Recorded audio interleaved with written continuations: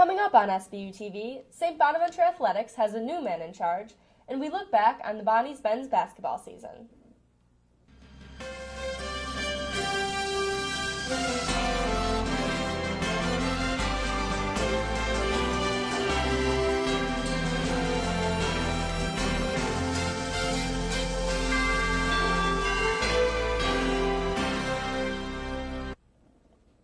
Hello and welcome to Sbu TV. I'm Jackie Roberts. I'm Michael Lofredo. And I'm Tanner Jubenville, and I'll be back later with sports.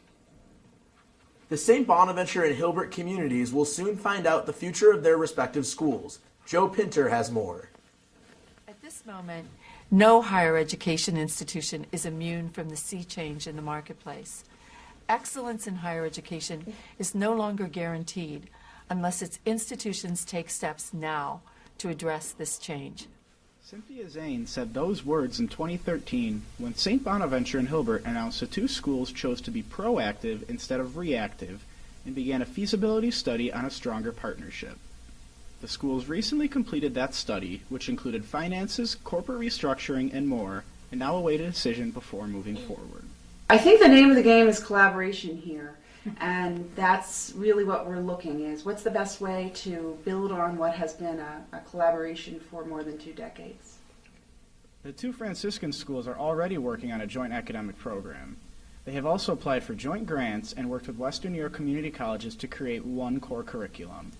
Teresa O'Rourke oversaw the study for both schools. She believes joint academic programs could be the key to improving a school's outlook. But students do need certain types of learning, and we're all in higher education stronger together. Both boards of trustees are voting this week on the Joint Committee's recommendation. On Monday, University President Sister Margaret will announce a decision. For SBU TV, I'm Joe Pinter. The full extent of the decision will be included in Sister Margaret's announcement. The Board of Trustees may choose to fully merge the two schools, increase collaboration, or even remain entirely separate. Those involved in a local cultural controversy may want to look at St. Bonaventure's past for guidance. Mike Arena has more. Early last week, the Lancaster School District voted to drop the name Redskins as their mascot, citing that it is offensive to Native Americans. This decision coincides with recent talks of whether or not the NFL's Washington Redskins should change their name as well. Although the debate over controversial nicknames is now in the public eye, for those at St. Bonaventure, the conversation is old news.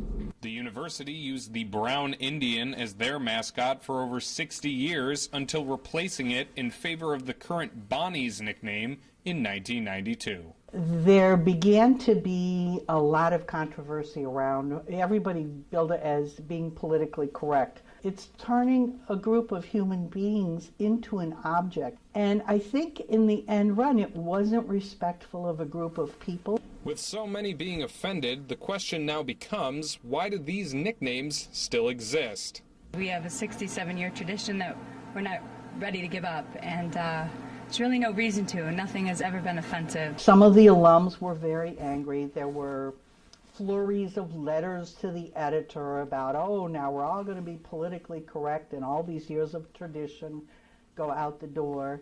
It seems as though the lives of these nicknames are coming to an end, but only time will tell if preserving years of history will trump the respect of culture. For SBU TV, I'm Mike Arena. There is no timetable for the decision on Lancaster's new mascot name. A few weeks ago, Jackie caught up with teachers about Governor Andrew Cuomo's testing proposals. She followed the controversy this week. From kindergarten through 12th grade, students will have over 30 teachers. Most of us can probably remember our favorite. But what if what you remembered was this, instead of their lessons in nourishment? An Olean teacher seemed to predict the whole thing in an SBU TV interview last month.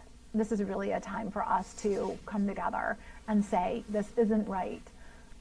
Governor Cuomo is not an educator himself. He doesn't know the rigor of the classroom. The main concerns for educators in New York are the standards for testing, teacher evaluations, and budget cuts.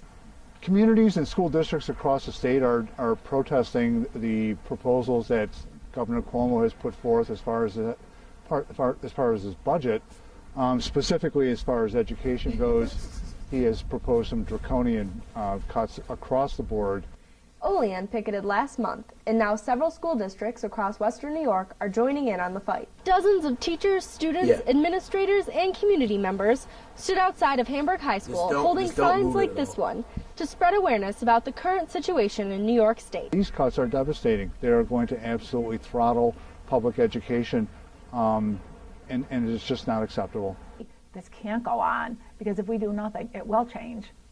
It will get worse.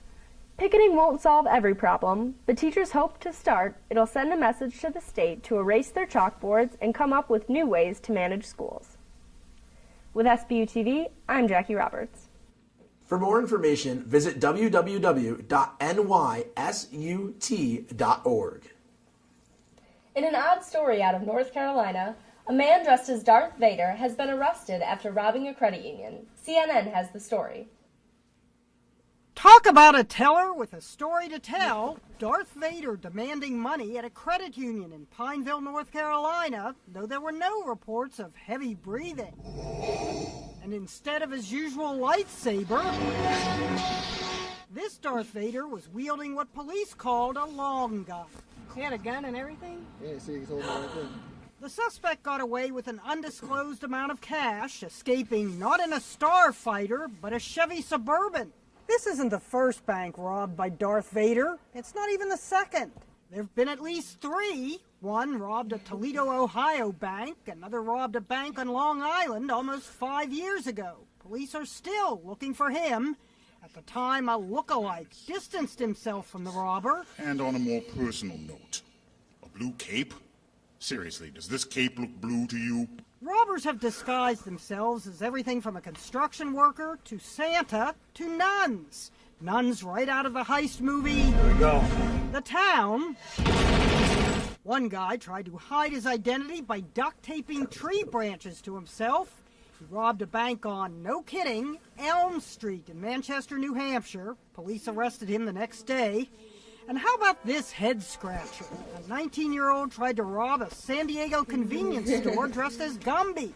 The clerk thought it was a joke and didn't give him any money. Oh, no! Gumby eventually turned himself and his costume into police. Some disguises are so tacky, they shouldn't have just called the police. They should have called the fashion police. Suspects wearing underwear on their heads, plaid boxers, a thong. Now that's the dark side. Stick to being a piggy bank rather than robbing a real one, Darth Vader. Ginny Mo, CNN, New York. So far, there have been no reports of robbers dressed as movie characters in the Olean area. With people all over the world celebrating Irish culture on St. Patrick's Day last week, Ashley Kate McCann tells us the top things we didn't know about Ireland. As you may have noticed, I speak differently. That's because I'm from Northern Ireland. While studying abroad in America, I have had to enlighten people on the most common misconceptions they have about Ireland. Many people don't realize there are more Irish people in America than in Ireland. 35.5 million people claim Irish descent in the States, while the population of the island of Ireland is 6.4 million. My grandparents come from County Kerry, but I myself come from County Clare. County Kerry. My father's family is from County Down. While Irish enjoys constitutional status as the national and first official language of the Republic of Ireland, English is the first language of many of the inhabitants. The 2 main sports that Irish people play are hurling, which is a mixture of lacrosse and hockey, and Gaelic football, a mixture of rugby and soccer. One of the biggest things that the Americans I've talked to don't realise is that Northern Ireland is a different country to Southern Ireland. In Northern Ireland, which is part of the UK, people can choose either a British passport or an Irish passport. And in the north they use the pound, whereas down south in the Republic of Ireland they use the euro. Finally, contrary to popular belief, most people do not have auburn hair. In fact, most people look a lot like me, with dark hair and pale skin. For SBU TV, I'm Ashley Kate McCann. Northern Ireland is one of the most inspirational locations with stunning landscapes and the friendliest of welcomes. Visit discovernorthernireland.com for more information. A touch of Ireland came to St. Bonaventure thanks to the Campus Activities Board. CAB, as it's known as, arranged for a local dance company to teach the basics of Irish dancing in honor of St. Patrick's Day. This year, Campus Activities Board invited the Olean area Irish dancers to come educate St. Bonaventure students on the fundamentals of Irish dancing to celebrate St. Patrick's Day. We held an Irish dancing activity today from 4 to 4:45, and students from a local school for dance came in and taught us some basics for Irish dancing. It was really fun. 4-2. 4-2. And switch 4-2. And switch 4-2. For 45 minutes, participants received hands-on training from current Irish dancers. I thought it'd be a fun activity to do on campus. Sort of bring in like the community around us, involve them, and it's just different.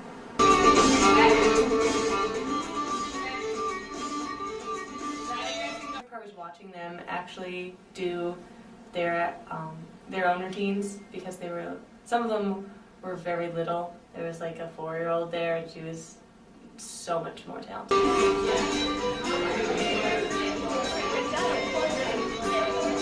For SBU TV, this is Jasmine Foster. Because of its success, CAB is considering making the Irish dancing an annual event to celebrate St. Patrick's Day. Has the internet ever led you to believe that you have a serious illness? If this is the case, you should proceed with caution the next time you do an online search of your medical symptoms. Victoria Laurie reports. Hi, I'm Dr. WebMD. Can I have your name, please? Jake. And your email and zip code. They're optional. Great. So what brings you in here today? Well, you're free. Too embarrassed to see a real doctor? You got me. What is it, Doc? You have cancer. How could you possibly know that? Oh, I tell everyone they have cancer. Why? What seems to be the problem, besides the cancer? Be careful when it comes to diagnosing your ailments online. According to reports from the Pew Research Center, 80% of internet users have looked up health information online. While using websites such as WebMD can be beneficial in some aspects, there is an abundance of unreliable information online that can turn us into hypochondriacs, or even worse, lead us to neglect the care we need. Since the internet has given people a way to look up their symptoms online, they are now more inclined to go to their computer before consulting their doctor. Pretty much everyone in my family does it really often. I would say I'm a hypochondriac, so I kind of rely on it. And strangely enough, I feel like I kind of enjoy diagnosing myself, even if I know it might not be too accurate. It's nice to at least come up to some sort of conclusion. But I try not to do it that often because I try to leave it to the professionals. I get too crazy about things like that. This has often led to a series of paranoia amongst patients who are suffering from certain ailments. I had a lump in the back of my mouth, and I went on the WebMD, and I was researching, and I came to the conclusion that I had mouth cancer. I was certifiably sure. I asked, I think, teachers, my roommate, my friends, my mom, my grandma, and basically everyone told me I didn't have mouth cancer, and so I went to the wellness center. I refused to believe that it was just a cold sore, but it was just a cold sore. They told me I had an inactive thyroid. I did not know what that meant, so I thought I was gonna become a blob, and I was gonna keep gaining weight, and I just thought I was gonna end up being lonely. Remember, knowing how to use the internet doesn't make you a doctor. Google doesn't count as a second opinion. If you're unhappy with your doctor's diagnosis, go get a second opinion the traditional way. For SBU TV, I'm Victoria Laurie. Your research may be beneficial if presented to your doctor, so make an appointment if feeling under the weather. Please stay tuned for SBU TV Sports. We'll be right back. With a college scholarship, you can afford to dream big. I know. With my own scholarship, I got a great education and an amazing career. That's why I support Thanks USA. Thanks USA provides scholarships for the families of active duty military personnel. With these scholarships, the spouses and children of our troops are getting an education that would otherwise be out of reach. So please, give to Thanks USA. Your support can help them win, and win big.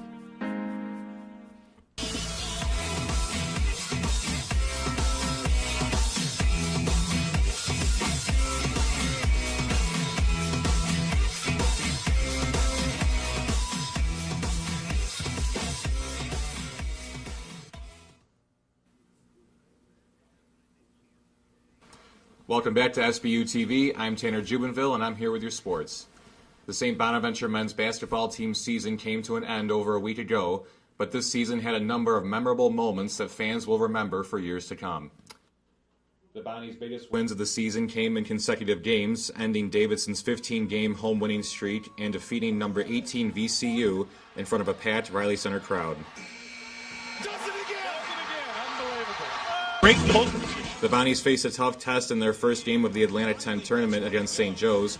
The Bonnies trailed by 5 at halftime, but a strong second half from Marcus Posley and Deion Wright helped the Bonnies defeat the Hawks 60-49. Posley by 13. In the 8-10 quarterfinals, the Bonnies went toe-to-toe with number 2 seed Dayton as Posley and Wright kept up their hot shooting. Posley led the Bonnies with 26 points, and Wright finished with a career-high 24 points, including shooting 4 for 5 from beyond the three-point line. The Bonnies were up 1 late in the second half until a Jordan Seibert 3 put the Flyers up for good. Dayton went on to defeat the Bonnies 75-71.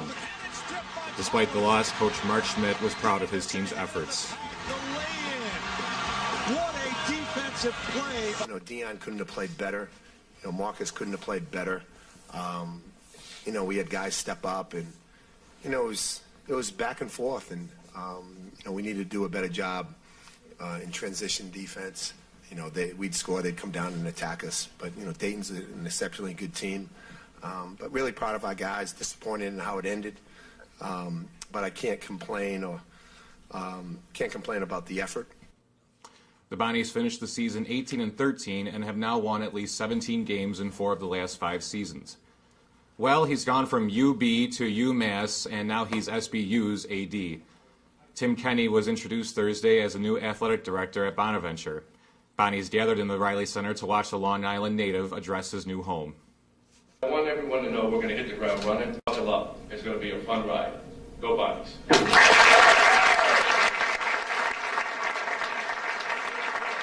Kenney has been the Executive Associate Athletic Director at the University of Massachusetts since 2010 and will officially become a Bonnie in April. From all of us here at SBU TV, I'm Tanner Jubenville. I'm Jackie Roberts. And I'm Michael Lofredo. Please stay tuned for the Wolfpack Report, and thanks for watching.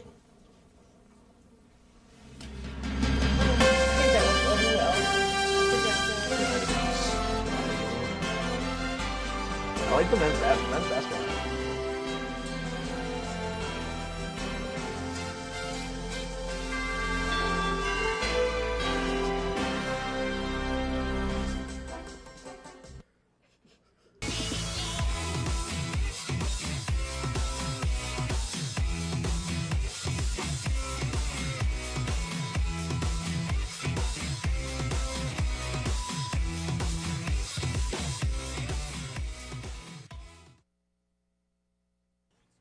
Welcome back to the Wolfpack Report, where we cover all Bonaventure sports. I'm Ame Mukendi. And I'm Emily Rosman.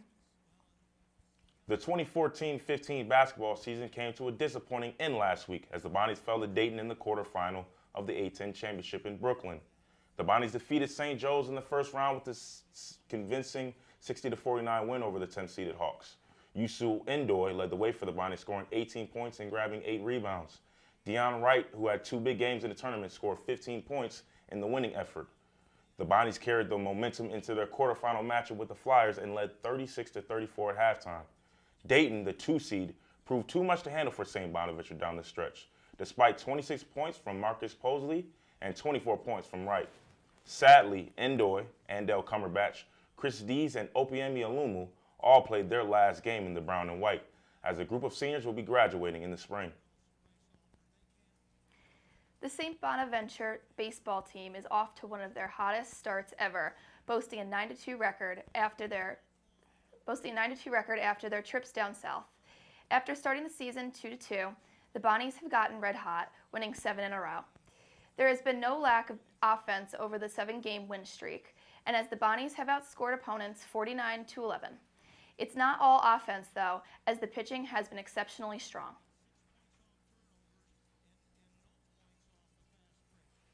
The baseball team is not the only team playing well. The Bonaventure softball team returned from their trip to Hawaii, having won 3 of their 5 games. One of those wins was an impressive 2-1 victory over the very talented squad of Hawaii. Senior outfielder Kelly Rohan and junior shortstop Emily McDonough were named to the Rainbow Wahine Classic All-Tournament team.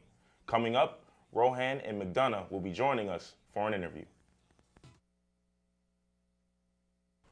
Welcome back to the Wolfpack Report, ladies and gentlemen. I'm Eamon Mukendi, and I'm here joined by redshirt junior Kelly Rohan and junior Emily McDonough. You guys are back from Hawaii. You guys had a really good trip. Both of you made the Rainbow Wahine Classic All-Tournament team. So tell me about your experience in Hawaii.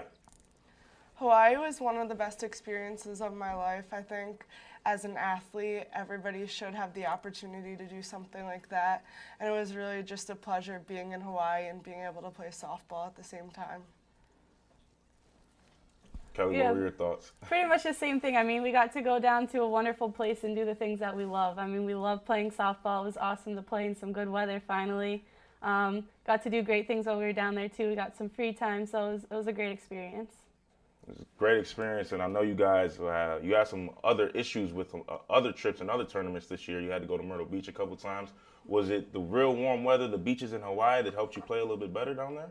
I think it was just nice knowing like we're playing some great competition. The weather always helps. I mean, you're more relaxed, ready to go, not shaking because of the temperatures. But I think we were just ready to play some good competition and show them what we had. So.